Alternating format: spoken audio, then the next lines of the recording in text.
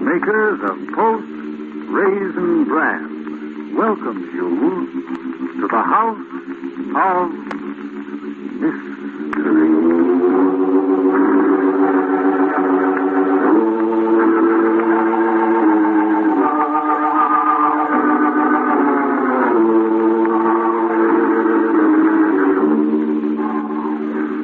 This is Roger Elliott, otherwise known as the Mystery Man, inviting you to join us for another storytelling session here at the House of Mystery.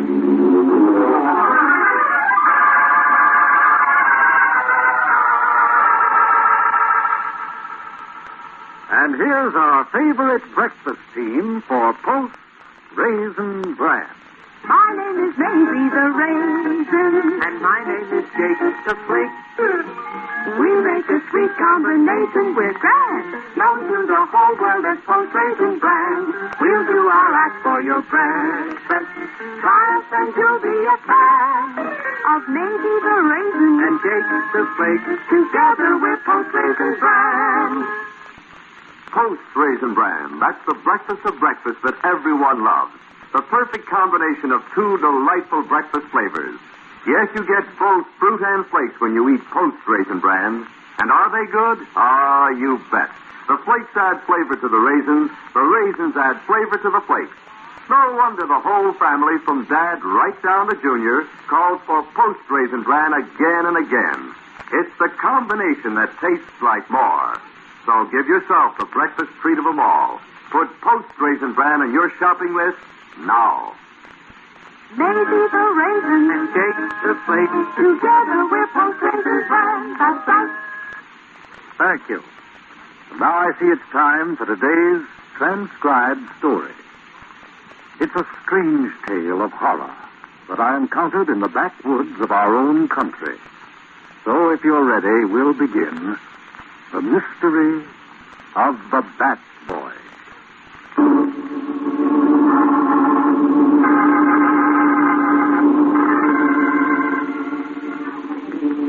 Some years ago, I happened to be driving through North Carolina, and late one afternoon, absent-mindedly, I suppose, I took a wrong turn off the main highway. Before I knew it, I was on a narrow, bumpy country road, deep in the mountain forest. It was dusk when I saw a welcome sight, the first sign of human habitation in miles. A tiny, weather-beaten country store and post office. I pulled up in front of it. As I opened the door, a bell tinkled, and a thin, gray-haired man shuffled out from behind the counter. Can't tell you nothing now, mister. Fixing to close up. Is this early? Ain't early for these parts. Something special you wanted? Well, no, nothing special. I thought perhaps you could tell me the best way of getting back on the Dixie Highway. Heading south? Yes, to Savannah. Ain't no other way but the way you come. Back along the old logging road through the woods. I was afraid of that. Happy brother! Happy brother! Now, what in tarnation's he yelled in the bell? Happy brother! It come! The Bat Boy done come! What's up, Jake Jeffers? Seen you with my own eyes, same as I'm seeing you. Hush up, you fool. I ain't a-going to hush, Pappy, 'cause this time I seen him, and now I knows it's gospel. What did you see, Mr. Jeffries? Seen the Bat Boy, that's what. Don't pay no mind, mister. Don't pay him no mind. He ain't a talking sense. I'm a talking sense, all right. Now, look here, Jake Jeffries. Hold on now, Pappy. I ain't told you the whole of it. You put a curse on the cattle.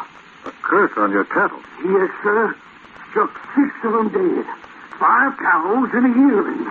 Struck 'em stone dead. Well, who is this Bat Boy? Ain't nothing, mister. Ain't nothing, huh? Enough to put every living soul in these parts behind locked doors come dark. How come you ain't checked and bolted up, Pappy? Like you've been every night soon's the first shadow comes a-creeping out of them woods. The Bat Boy ain't nothing, is he? Ain't nothing to blabber about. I ain't doing no more blabbering. Soon as I can, I'm getting out of here. Kicking caboodle. Better sleep on it, G. I've done enough sleeping on it. Ain't safe around here for nothing's all fresh, man or beast. I'm quit of it. Well, Looks as though I walked right into the middle of something. Say nothing, mister.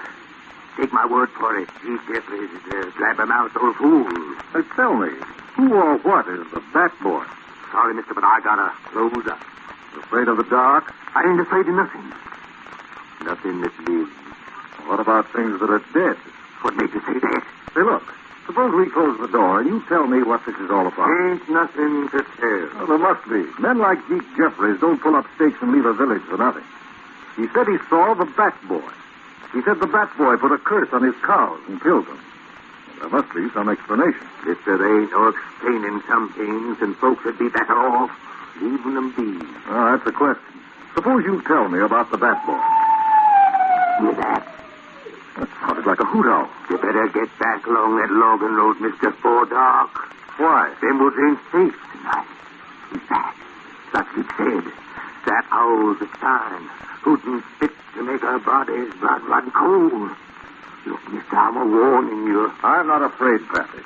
Now tell me about the Bat Boy. Well, long about 5 years ago, near 10, witch woman named Mary Heston, born a child with horns. A child with horns? You mean its ears were a little larger than usual, don't you? I said horns, mister. His skin like a mouse. Seen it tonight last holler, and George Cranby and the rest of the men took it away and left it in the woods to die. Well, do you suppose the infant lived in the woods after he was left there to die? Folks say it's how the bats found him, fed him, and took care of him till he growed up. Now he comes back to blaze, taking revenge, because we tried to kill him. And you say he lives in the woods beyond the clearing? All I say, mister, it's getting dark. You better be on your way. That old owl telling us he's a roaming tonight. Coming out of them woods, moving up the logging road. The Bat Boy? Yes. That's fine. As soon as it's good and dark, I'll drive back along that road. If I'm lucky, maybe I'll meet the Bat Boy. It was almost as though I'd announced a rendezvous with the devil. Pappy Brenner's gaunt, blue-veined hands trembled, and the color drained from his hollow cheeks. No longer did he make any attempt to hide his fear. His mortal fear of the unknown.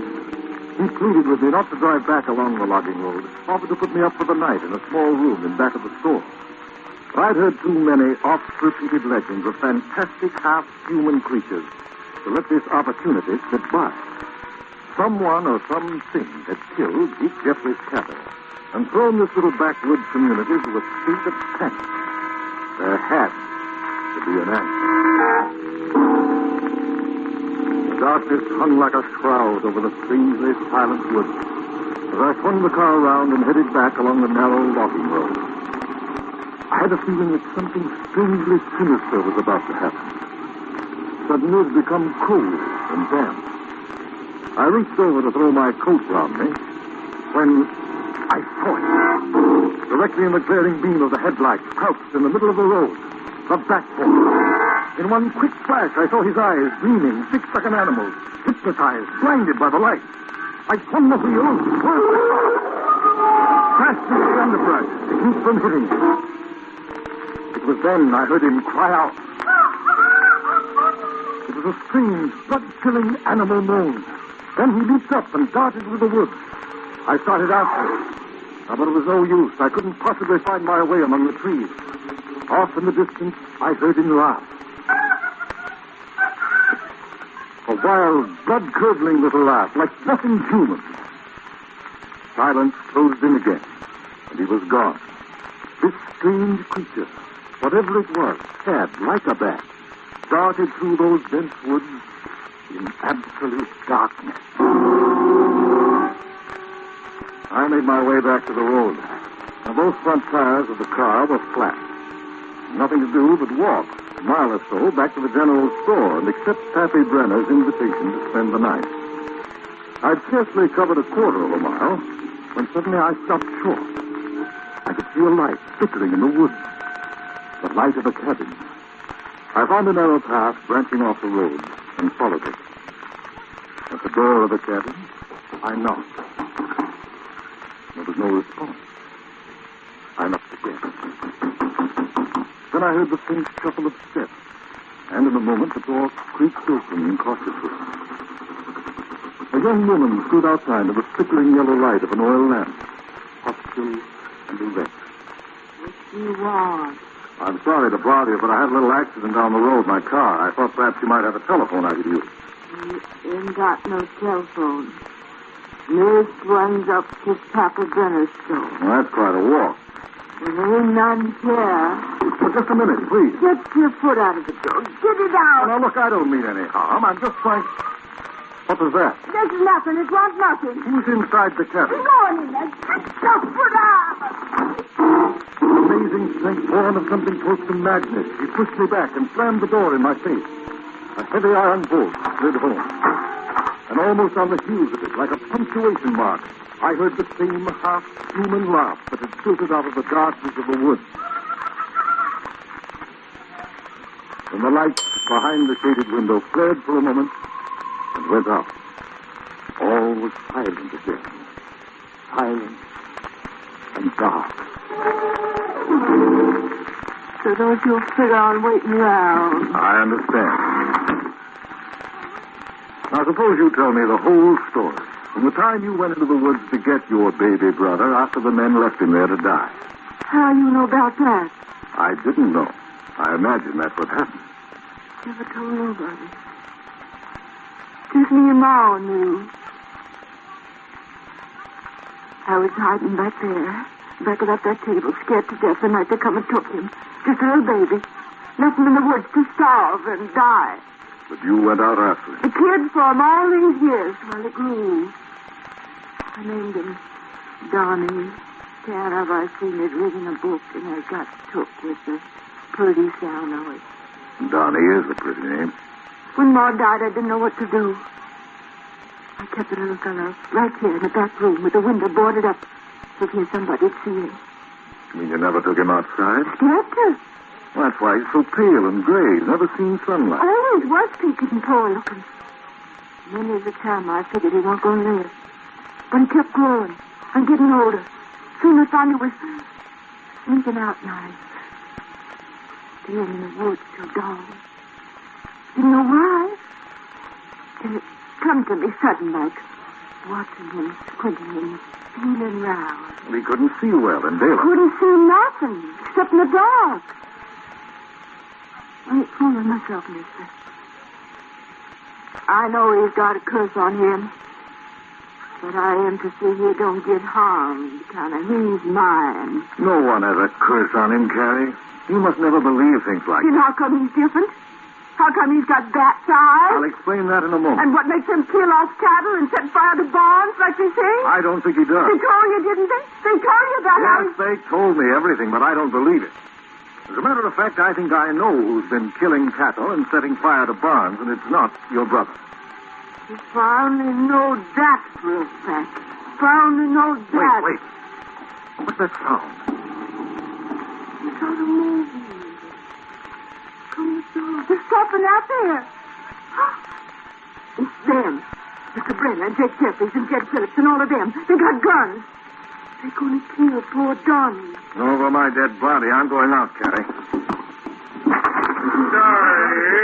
Who dare we find him here? Come on, let's get him. Him and the witch cow in the back barn. He's coming for us. Don't be afraid. We'll feed him and the gal. Just a minute, Mr. Brenner. This automatic in my hand has 8 bullets in it. I'll kill the first man who moves. Now, drop those shotguns. Drop them, I said. That's better. You got no right telling us what to do? I've got every right in the world. I borrowed your car, Mr. Brenner, to come down here and clear up what I knew to be a mystery based on ignorance and superstition.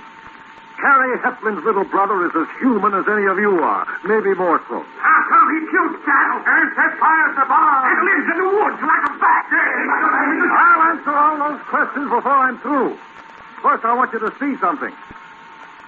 Carrie, call your brother out of the woods. No. We'll kill him. No, they won't. I ain't gonna. It's the only way we can prove it to them. No. Talking won't help. We've got to show them. No. Trust me, Carrie. I won't let you down. All right. I'll call them. She turned toward the dark growth of pines and a frightened, wavering call rang out, echoing through the towering treetops. It scarcely died when we heard a rustling in the brush, and a moment later the boy, Johnny, groping blindly, moving almost as though by instinct, came out of the woods. Carrie rushed to him and held him close against her, shielding him from the astonished mob in front of the shack. His thin body trembled, and his eyes, unused to the light of day, became narrow slits. She spoke to him softly. I said, honey, now, Mr. Lee is the man here trying to help us, trying to fix it, so that we can live decent. You hear that, Mr. Brenner? You, Jeffries, the rest of you? All they ask is to be allowed to live decently, like human beings. He don't look human. That's your fault. You made him look that way.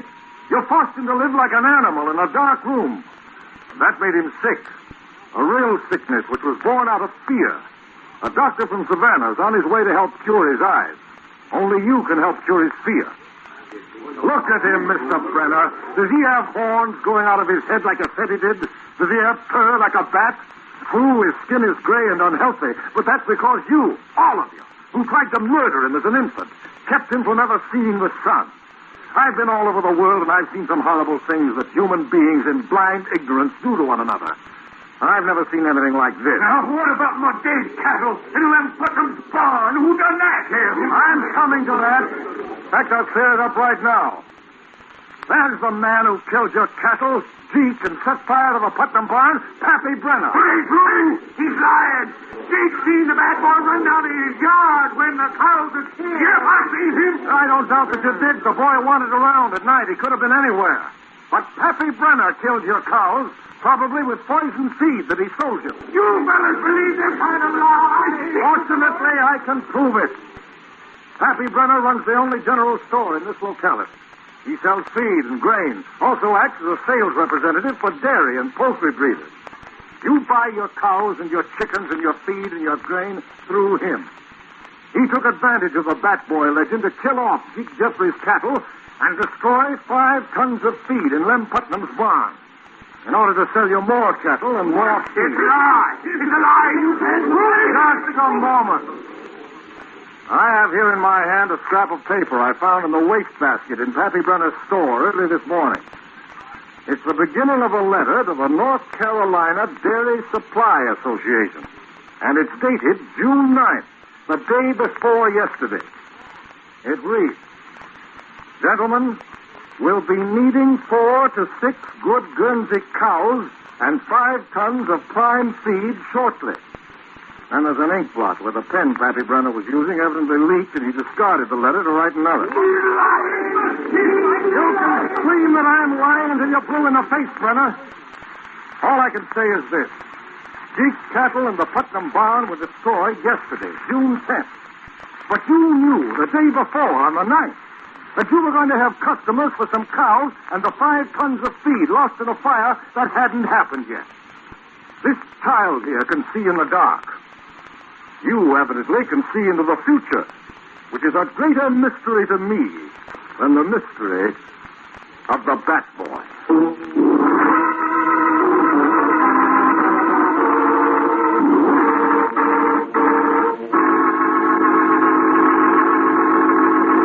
And that was the mystery of the Bat Boy.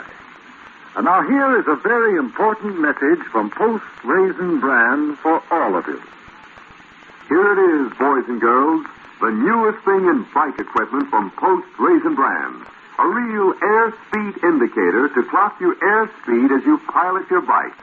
Not a toy, this sturdy airspeed indicator has an aircraft-type dial, needle indicator, and a rugged metal case. Clamps right onto your handlebars. And unlike a speedometer, it measures your airspeed up to 30 miles an hour. And listen to this. It's yours for just 25 cents, plus the name Post Raisin Brand from the top of the package. Simply mail with your name and address to Post Raisin Brand, Box 60, Battle Creek, Michigan. And say you'll love Post Raisin Brand, that wonderful fruit and flakes combination. So be sure Mom gets a package at the grocer's tomorrow. Just send the name Post Raisin Brand from the top with 25 cents to Post Raisin Bran, Box 60, Battle Creek, Michigan, for your airspeed indicator. Thank you. And I'd also like to thank Gilbert Mack, Hester Sondergaard, and Ted Osborne for helping me tell my transcribed story today. Next week I've prepared another thrilling mystery. I know you won't want to miss it, so be sure to be with us at this same time and this same station. And by the way, here's a tip you'll all like to hear about. You know, most folks buy more than one breakfast cereal, and one of them is usually cornflakes. Well, I guess most everybody likes them for their downright good flavor. But you know, there's a world of difference in cornflakes, and Post Toasties tops them all. They're the better cornflakes. Post Toasting makes the difference. That special process that toasts the sweet golden corn right up to its absolute peak of goodness. So when you want cornflakes, say Post Toasties. Try them. You like them.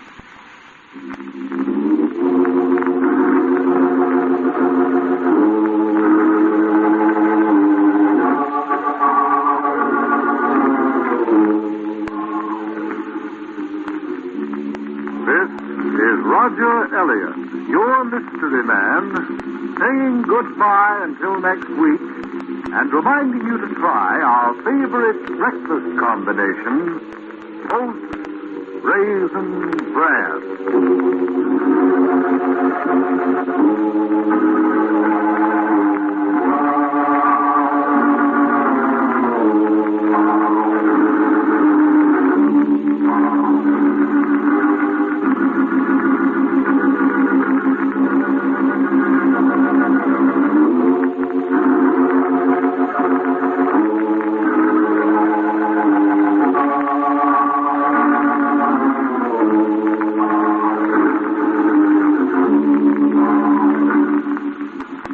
This is the Mutual Broadcasting System.